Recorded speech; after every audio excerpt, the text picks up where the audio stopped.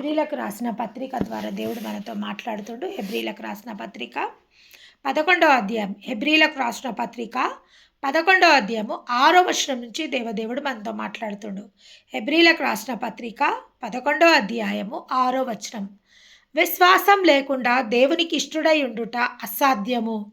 దేవుని యొద్దకు వచ్చివాడు ఆయన ఉన్నాడను తను వెతుకువారికి ఫలము దయచేవాడు అనియు నమ్మవలను గదా.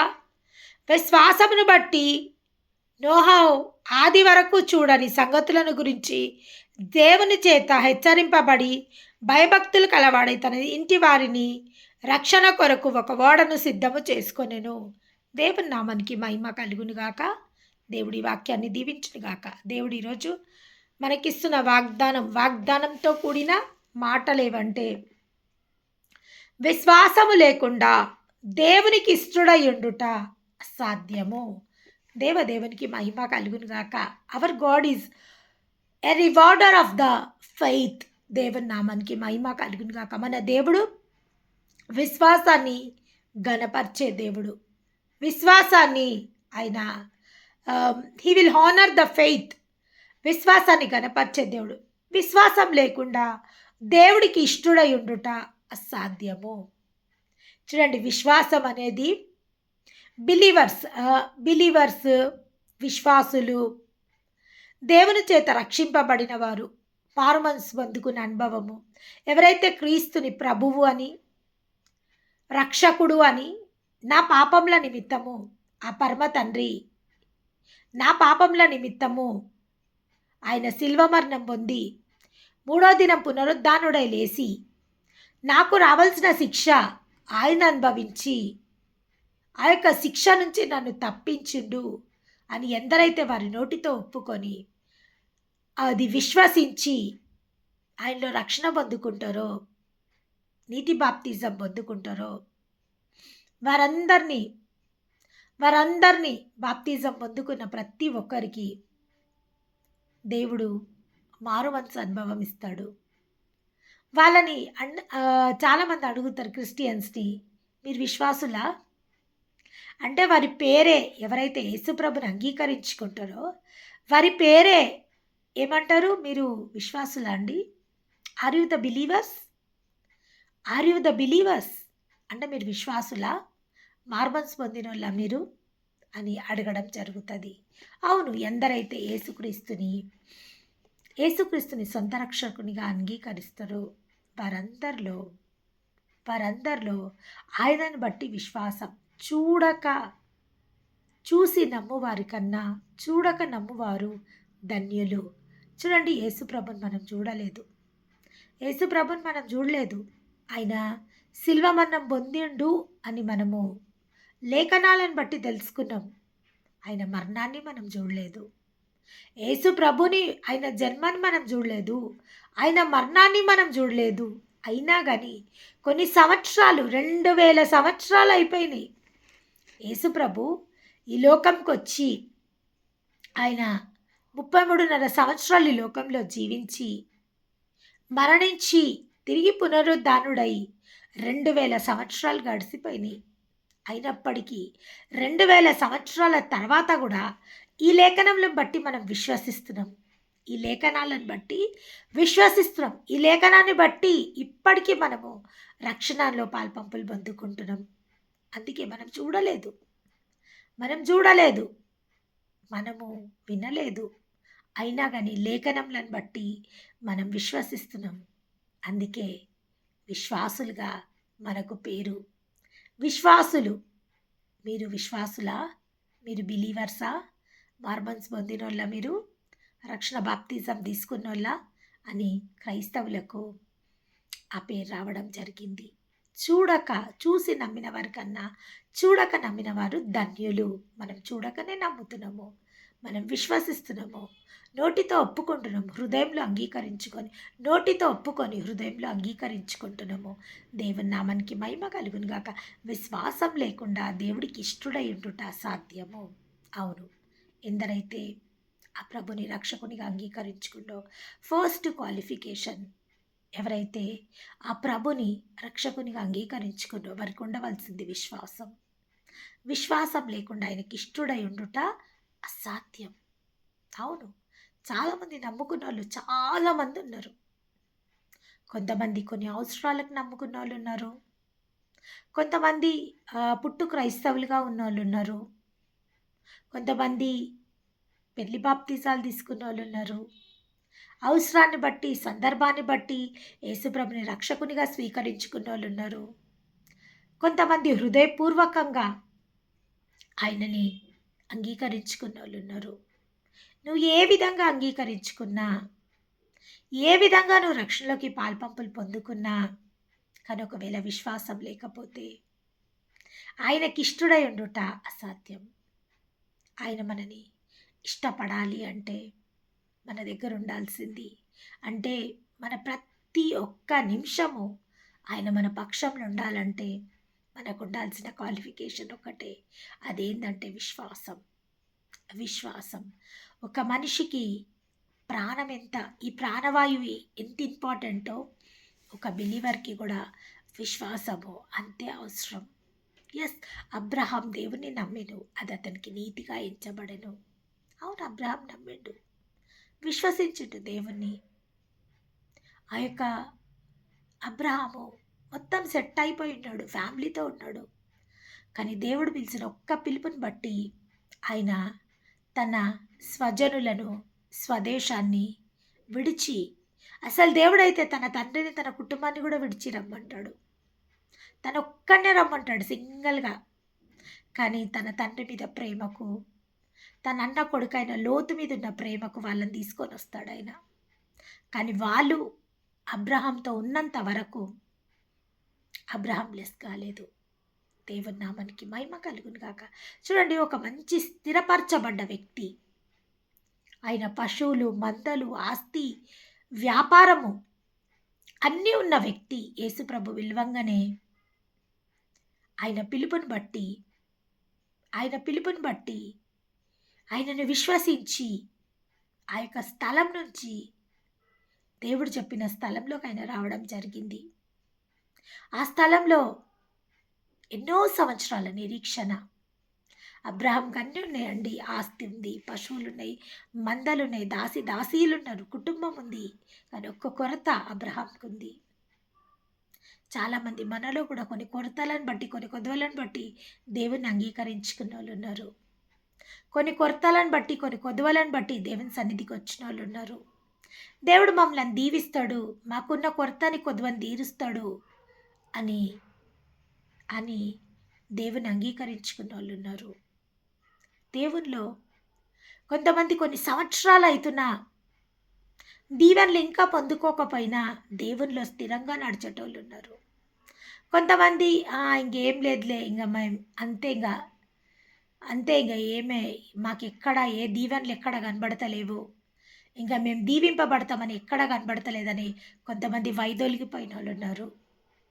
కొంతమంది దేవునిలో నిరీక్షించేటోళ్ళు ఉన్నారు, కొంతమంది వైదొలిగిపోయిన ఉన్నారు. అందుకే దేవుడు అంటుడు, విశ్వాసం లేకుండా ఆయనకి ఇష్టడై ఉండుట అసాధ్యం. ప్రతి ఒక్క దీవెనకు ఒక సమయాన్ని దేవుడు సమకూర్చిండు. ఎస్, ఫస్ట్ విశ్వాసులం అని పిలువబడ్డ మనకు మన విశ్వాసానికి పరీక్ష ఉంటుంది. మన విశ్వాసానికి పరీక్ష ఉంటుంది. ఓర్పు పరీక్ష నిరీక్షణను కలుగజేస్తుందంట. మొదట ఓర్పు testing, the testing for the patience. మన ఓర్పు గురించి పరీక్ష జరుగుతుంది. ఓర్పు తర్వాత మన పరీక్ష, సెకండ్ పరీక్షలో కూడా పాస్ అయినామంటే అన్నిటికన్నా క్లిష్టమైనది. ఓర్చుకోవడం ఈజీయే, అది కష్టమే, కానీ ఫస్ట్ ప్లేస్లో ఓర్పే ఉంది అంటే ఓర్చుకోవడం ఈజీయే. తర్వాత పరీక్ష. చాలామంది ఓర్పులోనే వెనుదిరిగిపోతారు. ఓర్పు, they did not have the patience. దేవుని నమ్మిన వాళ్ళ ఖచ్చితంగా పేషెన్స్ ఉండాలండి. ఓర్పు లేకపోతే యేసుప్రభులో మనం స్థిరంగా ఉండలేం. ఓర్పులోనే కొంతమంది వైదొలిగిపోతారు. తర్వాత రెండో ప్లేస్లో పరీక్ష. కొంతమంది పరీక్షలో వెనుదిరిగిపోతారు. అమ్మో, ఈ పరీక్షలు మా వల్ల కాదు, వద్దు, దేవుడు వద్దు, ఈ పరీక్షలు వద్దు, ఏమొద్దు అనేసి పరీక్షలో వైదొలిగిపోయేటోళ్ళు ఎంతోమంది ఉన్నారు. చివరిగా వచ్చేది the toughest part of a believer. The toughest part of a believer is నిరీక్షణ. నిరీక్షణ అనేది ఎటువంటిదంటే అదృశ్యమైనవి ఉన్నట్టుగా రుజువై ఉన్నది. విశ్వాసమనినది నిరీక్షింపబడి వారి యొక్క నిజస్వరూపము అదృశ్యమైనవి ఉన్నవనుటకును రుజువై ఉన్నది. అదృశ్యమైనది ఉన్నయనుటకు రుజువై ఉన్నది. ఏంటది? విశ్వాసం.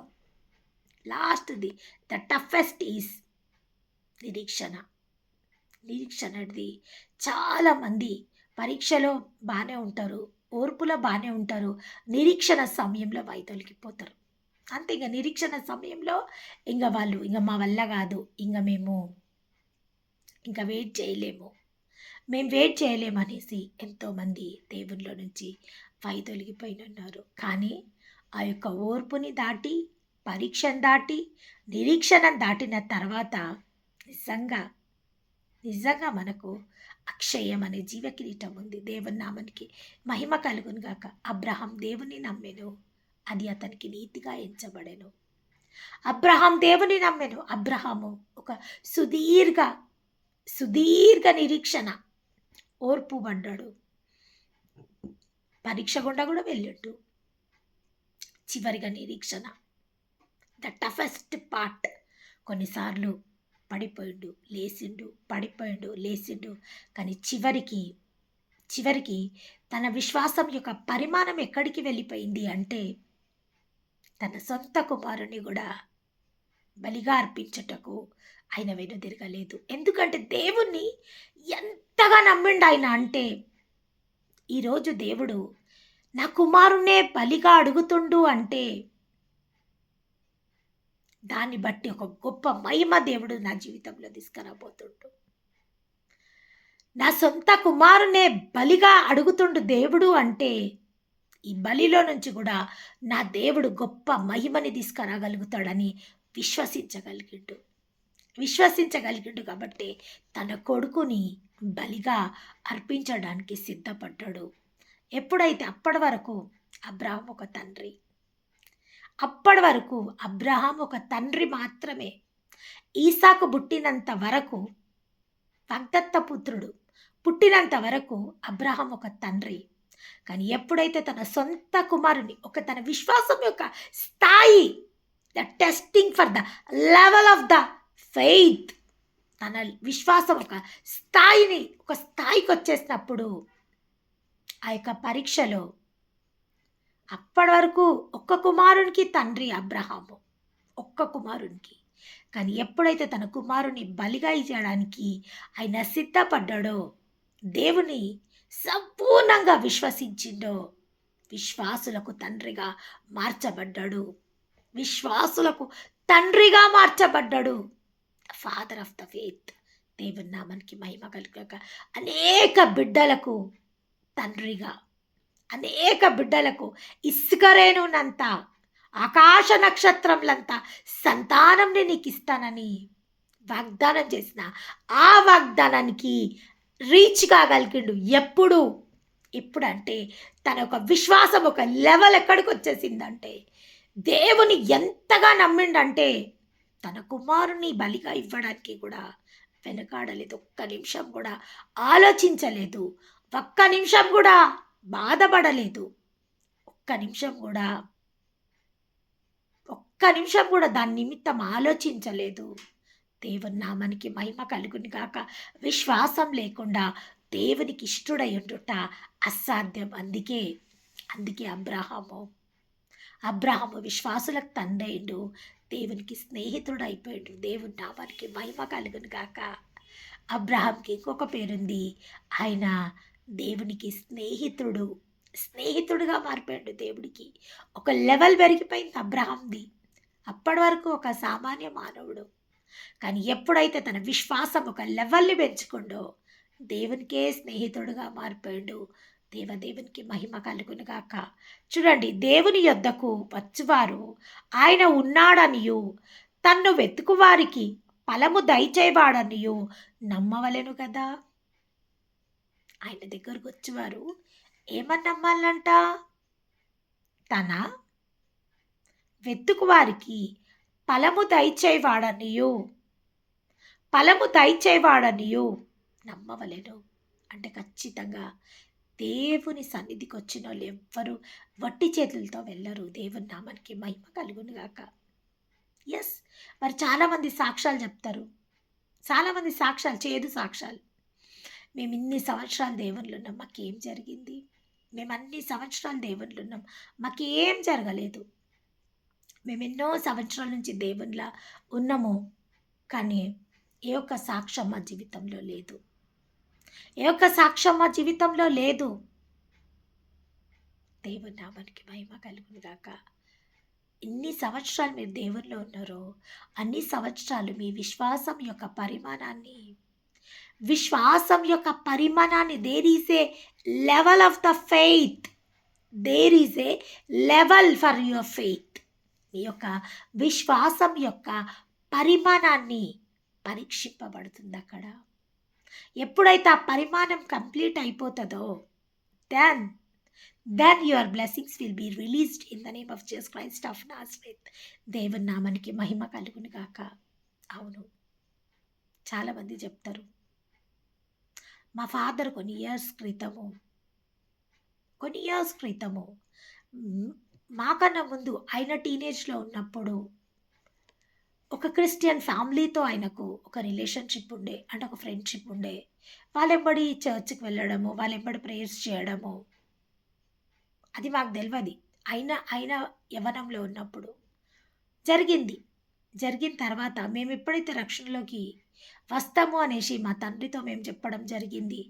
మేము యేసు ప్రభుని మా సొంత రక్షకునిగా అంగీకరించుకొని మేము రక్షణలోకి వెళ్తాము అని అన్నప్పుడు, మేము అనలేదు, మా హస్బెండ్ అన్నప్పుడు మా డాడీ ఒకటే చెప్పిండు, చూడయ్యా నువ్వు దేవుని రక్షణలోకి వెళ్తున్నావు, కానీ చాలా పరీక్షల గుండా నీవు ఫేస్ చేయాల్సి వస్తుంది, నీకు ఒక గొప్ప నిరీక్షణ అవసరం ఉంటుంది. మరి నువ్వు అవన్నిటికీ తట్టుకోగలిగితేనే నువ్వు ఈ రక్షణలోకి నడవాలా. మళ్ళీ ఒకసారి వెలిగింపబడ్డాక మళ్ళీ వెనక తిరగాల్సిన, నాగటి మీద చేయబెట్టినోడు మళ్ళీ వెనుకకు తిరిగే వీలు లేదు అని మా డాడీ చెప్పినప్పుడు ఒక్కొక్కసారి ఏమన్నా కష్టాలు వచ్చినప్పుడు, ఒక్కొక్కసారి ఏమన్నా అన్నప్పుడు మా హస్బెండ్ మా డాడీని జ్ఞాపకం చేసుకుంటాడు. మా మామ చెప్పిండు ఇవన్నీ ఉంటాయి అనేసి, నేనే ఎంత లైట్ తీసుకున్నా. నేను వామ్మో, దేవునితో నడవడము చాలా చాలా కష్టము. కానీ నేను ఎప్పుడు ఒక మాట చెప్తా ప్రతి ఒక్కరికి, ఇష్టంగా చేయిస్తే కష్టం కూడా మనకు కష్టం అనిపించదండి. ఇష్టంగా ఇప్పుడు ఆయన సాక్ష్యం ఇష్టంగా దేవుడితో నడుస్తుండు. ఇప్పుడు ఆయనకి ఏ కష్టం అనిపిస్తలేదు. ఒకప్పుడు అనిపించింది. ఎందుకంటే ఆయనకు దేవుడితో క్లోజ్ ఇంటిమెసీ విత్ గాడ్, అంటే ఆయనతో అన్యోన్య సహవాసం లేదు ఒకప్పుడు. ఇప్పుడు దేవుడితో ఆయనకు అన్యోన్య సహవాసం ఉంది కాబట్టి ఇప్పుడు ఆ మాట అనడానికి వీల్లేదు. ఎందుకు అంటే now he is having a close intimacy with God.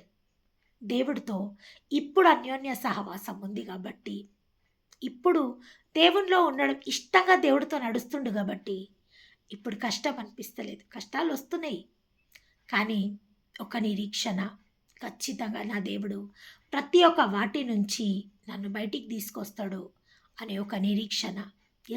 నిరీక్షణ విశ్వసించుచున్న వాటి యొక్క నిజ స్వరూపం. ఇక్కడ రాయబడి చూడండి, విశ్వాసం అన్నది నిరీక్షింపబడి వాటి యొక్క నిజస్వరూపము అదృశ్యమైన ఉన్నవనుటకు రుజువై ఉన్నది. దేవుని నామానికి మహిమ కలుగును గాక. చూడని వాటిని చూసి వాటిని నమ్మట కంటే చూడని వాటిని నమ్మిన మీరు ధన్యులు. అవును. ఈ రోజులలో చూసిన వాటినే ఎవ్వరు నమ్ముతలేరు. కానీ మనం దేవుడిని చూడలేదు. కేవలం, కేవలం వాళ్ళ నోట, వీళ్ళ నోట చెప్పిన సాక్ష్యాలను బట్టి మనం విశ్వసించి దేవుని అంగీకరించుకోవడం జరిగింది. కేవలం దేవుని అంగీకరించుకోవడమే కాదు, సొంత రక్షకునిగా గూడా మనం స్వీకరించడం జరిగింది. దేవుని నామానికి మహిమ కలుగును గాక. దేవుని యొద్దకు వచ్చువారు ఆయన ఉన్నాడనియు, తన్ను వెతుకువారికి ఫలము దయచేవాడనియు నమ్మవలెను. తన్ను వెతుకువారికి ఖచ్చితంగా ఆయన ఫలము దయచేవాడు. ఫలము దయచేవాడు. అవును. అబ్రాహాంకి 25 సంవత్సరాల నిరీక్షణ. ఈసాక్‌కి 20 సంవత్సరాల నిరీక్షణ. దేవుని నామానికి మహిమ కలుగును గాక. ఈసాక్‌కి 20 సంవత్సరాల నిరీక్షణ. కానీ యాకోబ్‌కి ఏ నిరీక్షణ లేదు.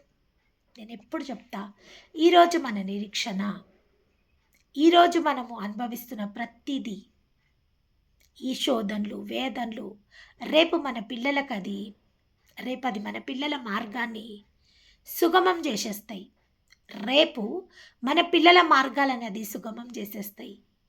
అబ్రాహాము 25 సంవత్సరాల నిరీక్షణ.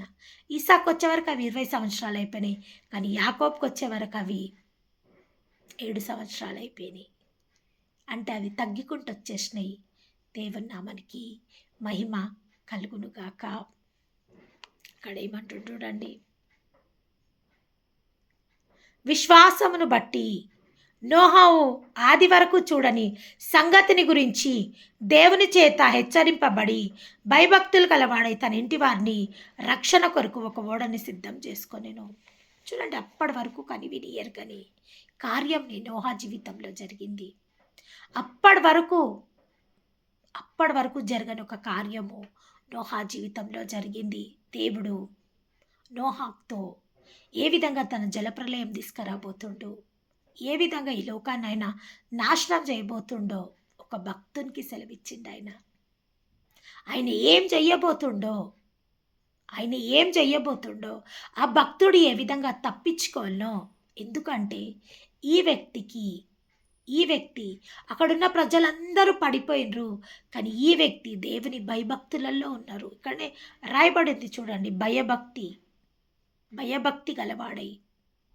భయభక్తి కలవాడై కాబట్టి దేవునిలో భయభక్తులు గలవారికి కీడు జరిగేటప్పుడు హెచ్చరికలు రావడం జరుగుతుంది. నేను ఎప్పుడు ఒక మాట చెప్తా, హెచ్చరిక లేని కీడు మన దగ్గరికి రాదు. ఖచ్చితంగా హెచ్చరిక వస్తుంది. నోహాకి హెచ్చరిక వచ్చింది. ఖచ్చితంగా ఇవి లేఖనం చెప్తుంది. హెచ్చరిక వచ్చింది. దేవుడే చెప్పిండు, నేను ఒక భయంకరమైన కార్యం చేయబోతున్నా. దానికి నువ్వు సిద్ధంగా ఉండాలా. నువ్వు ఒక ఓడను తయారు చేసుకో. ఒక గొప్ప జలప్రలయాన్ని నేను తీసుకురాబోతున్నా. ఒక గొప్ప జలప్రలయాన్ని నేను తీసుకొచ్చి ఈ యొక్క మానవాళిని సంపూర్ణంగా నాశనం చేయబోతున్నా. కానీ చూడండి, నోహా దేవుడు చెప్పిన మాట విశ్వసించిండు. ఆ ఓడ చేసేటప్పుడు ప్రతి ఒక్కరు హేళన చేసిండు ఆయనని. ప్రతి ఒక్కరికి ఆయన పోయి చెప్పిండు, రండి, భయంకరమైన జలప్రలయం రాబోతుంది. దేవుడు నాతో చెప్పిండు, ఈ ఓడ తయారు చేసుకోమని చెప్పిండు. ఈ ఓడలో ఎవరైతే ప్రవేశిస్తారో వాళ్ళందరూ రక్షింపబడతారు. ఈ ఓడలో ఎవరైతే ప్రయాణం చేస్తారో వాళ్ళందరూ రక్షింపబడతారు. మహాప్రలయం దేవుడు తీసుకురాబోతుండని నోహా అందరితో చెప్పిండు. కానీ ఎవ్వరు నోహా మాట నమ్మలేదు. కాబట్టి నోహా కుటుంబం మాత్రమే ఆ యొక్క జలప్రలయం నుంచి రక్షింపబడ్డది. దేవుని నామానికి ఆ ప్రజలందరికీ నోహా చేత హెచ్చరికలు వెళ్ళినాయి. కానీ ఆ ప్రజలు ఎవ్వరూ నోహా మాటని విశ్వసించలేదు. ఎవ్వరు విశ్వసించలేదు. కానీ నోహా మాత్రం విశ్వసించిండు. ఒక పెద్ద పనిని పూనుకుంటూ దేవుడు చెప్పినప్పుడు చాలా పెద్ద ఓడను తయారు చేసిండు. ఆయన కొన్ని సంవత్సరాలు ఆ ఓడను తయారు చేసిన తర్వాత ఆ ప్రళయంలో రక్షింపబడ్డాడు. ఎందుకు అంటే నోహా దేవుని విశ్వసించిండు. నోహా దేవుడి మాటలను విశ్వసించిండు. నోహా దేవుని విశ్వసించిండు. విశ్వసించింది దేవుడికి ఇష్టడై ఉండుట అసాధ్యం. విశ్వసించండి దేవుడికి ఇష్టడై ఉండుట అసాధ్యం. మహాభక్తులందరూ దేవుని విశ్వసించిండ్రు. ఆయన మాటలను విశ్వసించిండ్రు. ప్రతి ఒక్క విశ్వాసి తన మాటలను విశ్వసించిండ్రు. వాళ్ళ జీవితాలను సరిదిద్దుకుండ్రు. వాళ్ళ జీవితంలో వచ్చిన ప్రళయాల నుంచి వాళ్ళు తప్పించుకోగలిగిండ్రు. వాళ్ళ జీవితాలలో ఉన్న ప్రతి ఒక్క ఇరుకుని విశాలతగా మార్చుకుండ్రు. లోకానికి అది ఇరుకు, కానీ విశ్వాసికి అది విశాలత. దేవుని నామానికి మహిమ కలుగునుగాక. నేను మధ్యాహ్నకాల ప్రార్థనలో లోకంలో నుంచి దేవుడు మనల్ని వేర్పరచుకున్నాడు. లోకంలో సంభవించేటి ఏవి మనకు సంభవించడానికి వీల్లేదు. మధ్యాహ్నం అంతా సంఘంగా కూడి ప్రార్థనలో మేము ఏకీభవించడం జరుగుతుంది. ఏమని? లోకంలో సంభవించేవి ఏవి మా జీవితంలో సంభవించడానికి వీల్లేదు. ఎందుకంటే ప్రభువా, నువ్వు లోకంలో నుంచి మమ్మల్ని వేర్పరచుకున్నావు. నీ వాక్యానుసారమైన ప్రార్థనలో మేము ఒక యాగంగా ఆ ప్రార్థనను మేము జరిగిస్తున్నాము. ఖచ్చితంగా రేపు లోకంలో ఏం సంభవించినా మాకు సంబంధం లేదు. ఎందుకు అంటే ఈ వాక్యంను బట్టి నోహా విశ్వసించిండు. దేవుడు చెప్పిన మాటలని నోహా విశ్వసించిండు. ఆ దేవుడు చెప్పిన మాటలని నోహా విశ్వాసంతోని దేవుడు చెప్పిన మాటలని విశ్వసించినప్పుడు తనని తన కుటుంబాన్ని రక్షించుకుండు. ఈరోజు నేను చెప్పిన మాటలని సంఘమంతా ఏకీభవించి, సంఘమంతా కూడి ప్రార్థనలో ఏ కుటుంబాలైతే ఈ యొక్క ప్రార్థనలో ఏకీభవిస్తుండ్రో, లోకంలో సంభవించేది ఏవి మా జీవితంలో మా కుటుంబాలలో సంభవించడానికి వీల్లేదని, ఏ విధంగా నోహా జలప్రలయం నుంచి నోహా కుటుంబంని రక్షించుకుండో, రాబో ఉగ్రత దినాలలో మన కుటుంబాలు నిశ్చయంగా రక్షింపబడబోతున్నందుకు దేవుని నామానికి మహిమ కలుగును గాక. లోకంలో సంభవించేది ఏవి ఈ యొక్క ప్రార్థనలో ఏకీభవిస్తున్న కుటుంబాలలో సంభవించాయి. ఎందుకంటే ఇది వాక్యానుసారం. ఒకవేళ నోహా జలప్రలయం నుంచి తప్పించుకోవడం ఎంత నిజమో, మన కుటుంబాలు రాబో ఉగ్రత నుండి తప్పించుకోవడం అంతే నిజం. నోహా రోజు విశ్వసించింది దేవుని మాటలని, నోహా విశ్వసించిండు. ఈరోజు దేవుని యొక్క లేఖనాలని మనం విశ్వసించి, ఎందుకంటే దేవుడు అన్నాడు, నేను మిమ్మల్ని లోకంలో నుంచి వేర్పరచుకున్నా. లోకంలో సంభవించే వాటితో మీకు సంబంధం లేదు. మనం కూడా సంఘంగా కూడి అది విశ్వసిస్తున్నాం.